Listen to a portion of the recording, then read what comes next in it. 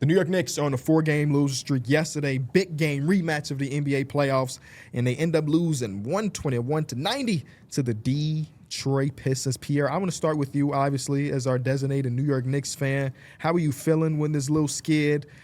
Should it be something we worried about, or are we calm, cool, and collected as of right now? I think it's something y'all should be worried about. I'm not going to worry about it because last year I worried my tail off for a lot of different things, and the Knicks still prevailed. But I'm a Knicks fan. Mm-hmm. But as just regular basketball people, yeah, the Knicks. If I wasn't a Knicks fan, hell, as a Knicks fan, there are things that I'm worried about. I'm just kind of not overdoing it like we did last year. But hey, man, the Knicks are showing y'all certain things and the certain players. The Pistons game last night didn't really surprise me. Besides the score, I mean, I didn't think we would get destroyed like that. But there are certain teams and certain players on certain teams that I already mentally go into the game like, can't really expect much from this guy. Like, for instance, when we go against a Pistons team that has a beef stew, I kind of clock out on Karl-Anthony Towns. If we go, the next time we go against the Raptors, I'm not expecting much because Scotty Barnes, the Beef Stews, they will physically take him out of the game. He played 22 minutes last night and had as many turnovers as he did his points. Yeah. That is a mental thing. He wasn't in foul trouble. That's a physicality thing. And even Mike Brown talked about how he likes Deuce McBride because of a certain physicality he brings. We're in the Eastern Conference. We're a team that has championship aspirations. When a coach is saying one of the traits he likes from a player is physicality, that bothers me. I still think the Knicks have a ton of basketball games they're going to win. This ain't nothing but a little skid. This happens for every team. We've seen that the OKC Thunder are 6-6 in their last 12. If they can go through it, everybody else can as well. Yeah. But when you're an Eastern Conference team and you have to play against the Pistons, you have to play against the Celtics, or the Sixers are a physical team at times. When there's a certain level of physicality in your conference, that can't be your weakness. And Karl-Anthony Towns is a guy that I'm looking at just from a defensive standpoint, and we know his limitations of certain things, but it's so frustrating watching on a night-in, night basis him be 2 steps behind on every single play. Sometimes a guy is in a position, but he's just not good enough, so it don't matter. But this, a lot of times, you're not even in the position. It's both a lot of times. Yeah. No, it's not both. A lot of times, he's not in the position. So when a defense is rotating and a guy's supposed to be there, he's not there. He's not there. I wish it was both, because then it would just be like, man, he just ain't got it. Which a lot of times you come to the conclusion to with Karl-Anthony Towns, where it's like he just got his limitations. But when you're choosing to not be in places that you should be, and last night, it was a play to end the quarter. I think Jaden Ivey had like a dunk or something, and everybody rotating, and you see, I could just see Deuce McBride's body language be like, he ain't gonna call his teammate out because Cat is more of a vet, and you know that's just not Deuce McBride's energy. But you can see him kind of be like, "Come on, Cat, how you not there?" Yeah. Also, I think there's also this. I think he even said it last night. Here's the quote from him. He said, "The biggest adjustment is for me. Like Mike said, I have to make the biggest sacrifice. We're figuring it out. We got a long fight, a practice tomorrow. We've got to sit down and figure it out, and how we get back on track." And what he's talking about is the offense. Who's that quote from? This is from Karl-Anthony Towns. Okay. And he's talking about the offensive system that Mike Brown is implementing, which he came into the season saying he doesn't know his role.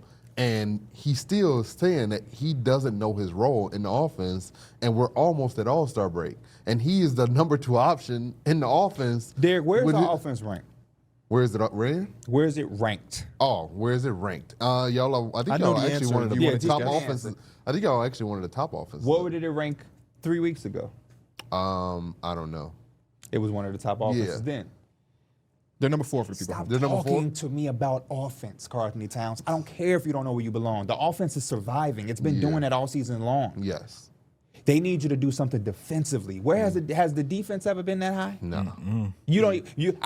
Y'all are ranked 16th defensively. Has it ever been anywhere the offense? The offense has been. No. So stop talking to me about not knowing your role offensively. It's okay. We got Jalen Brunson. We got you. Some nights OG Anunoby goes off. Mikal Bridges, Mitchell Robinson get a gang of rebounds. Jordan Clarkson can come off the bench and punch people in their face. Deuce McBride over the last 5 games since he's been back is like 16-point scorer. Stop talking to me about offense, Karl-Anthony Towns. Nobody cares. Because like Derek said, you said that at the beginning of the season and it didn't seem to affect the team. They need you to find and figure it out defensively. Yeah. When is he going to get to the podium and talk about finding himself defensively? Have y'all heard that? No, nope. I've only heard him talk about how he don't know himself in offense. What are we talking about?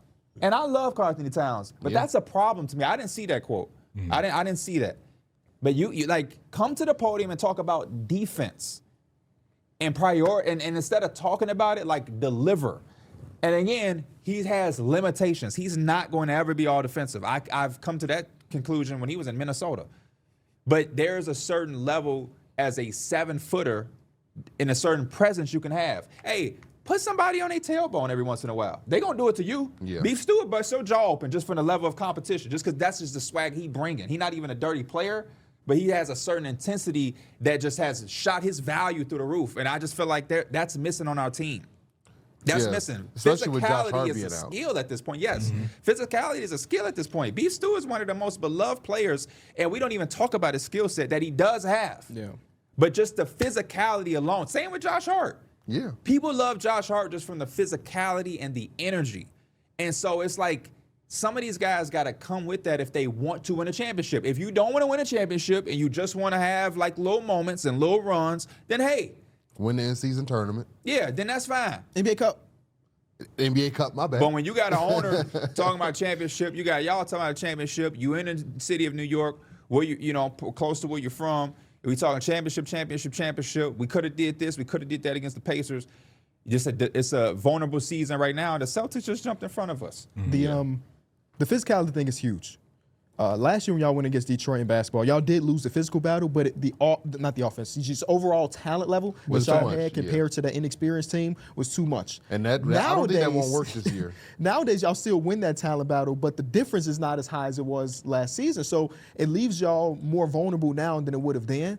And I'm going to ask y'all the same question for this as I did for OKC. I don't know where y'all had the winner of the Eastern Conference. I had the Knicks going into the season. Yeah. I don't know if y'all had that as well. Do y'all feel like the Knicks are still the team to win the East? I still do. Similar to OKC, I still do feel like they're the team. I just think that gap is a little bit closer, especially, again, you got their guys struggling, and you could really tell, like Pete's been going at the whole time, their paint protection and just paint presence at all is just really not there some nights. And again, Mitchell Robinson has been good. He's been, pretty good this season. Would y'all even be invested in like a backup center? Again, y'all one of the teams that feel like you could be making a big move. I'm not taking anything off the table. Yeah. Yeah, Mitchell Robinson he's been relatively healthy. Again, you still have need for the rest of the season. Yeah. He's only give you 20 minutes. You do got Huck Porter. I wouldn't be mad if you did have they do have him, but they're big bodies, but they're not big. I credit Mike Brown with that too. By the way, like we have a little skid. It happens again. Like I said, he is Kevin McCullough's got minutes. He had some nice minutes. Kolak.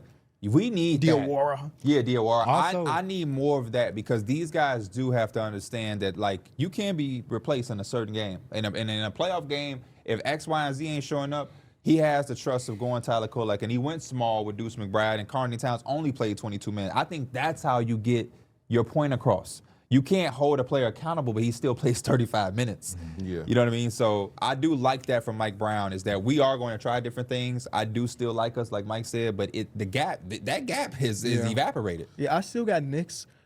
Every contending team or good team in the East, East, showing something. It's just so flawed. So it's like, where do you hold your hat? I think that the Knicks offense just might be too overbearing in some situations. So I'm still riding with them, but it's a couple ships behind them that you look back and be like, yeah, the Pistons are right there. I don't know, man. I'm more leaning towards Pistons. I think that defensive identity from them is something that I think they could really lay their hat on, even if the offense ain't flowing.